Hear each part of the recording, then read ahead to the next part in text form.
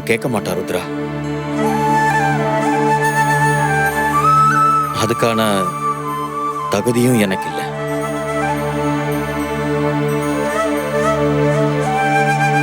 நான் ஊசி போடவா உங்களுக்கு? நீங்க கையை காட்டுங்க. பாப்பாவுக்கு கூட நான் இருக்கணும், எனக்கும் அதுதான் ஆசை.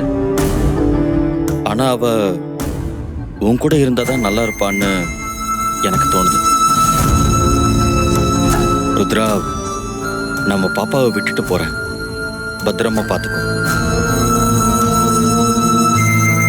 எனக்கு அவளை பார்க்கணும்னு தோணும்போது மட்டும் என்னை பார்க்கறதுக்கு அலோவ் பண்ண, சரியா? அதுதான் என்னோட ஒரே ரெக்வஸ்ட்.